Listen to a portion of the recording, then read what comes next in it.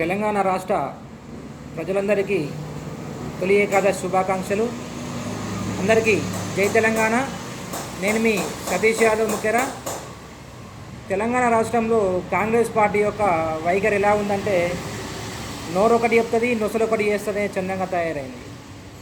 మొన్న రుణమాఫీ విషయంలో మార్గదర్శకాలను జారీ చేస్తూ రేషన్ కార్డు ప్రతిపాదికగా రుణమాఫీ చేస్తామని చెప్పి చెప్పారు, జీవోలో మార్గదర్శకాలు జారీ చేస్తూ.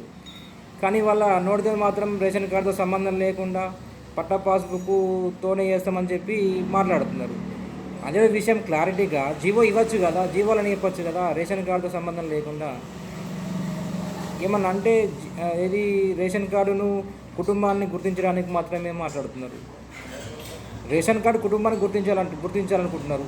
సరే, మరి రేషన్ కార్డు లేని వాళ్ళని రైతులను ఏ విధంగా గుర్తిస్తారు? రేషన్ కార్డు లేని రైతులను ఏ విధంగా గుర్తించి వాళ్ళకు రుణమాఫీ ఎలా చేస్తారు? మరి వాళ్ళకు రుణమాఫీ చేస్తారా, చెయ్యరా? ఇదైతే క్లారిటీ ఇవ్వాలి కదా.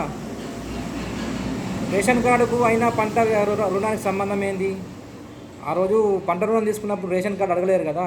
వాళ్ళ పట్ట పాస్బుక్ అడిగిర్రు, పట్ట పాస్బుక్ ఉంటే రుణం ఇచ్చిర్రు, లేకుండా ఇవ్వలేరు. అంతేగాని ఆ రోజు రేషన్ కార్డు అని అడగలేరు కదా. మరి ఈ రోజు ఎందుకు రేషన్ కార్డు వచ్చింది అని చెప్పి తెలంగాణ సమాజం ఆలోచన చేయాల్సిన అవసరం వచ్చింది. ఈ యొక్క ప్రభుత్వం యొక్క వైఖరిని ఖండించాల్సిన సందర్భం వచ్చింది. జై తెలంగాణ, జై జై తెలంగాణ, జై కేసీఆర్.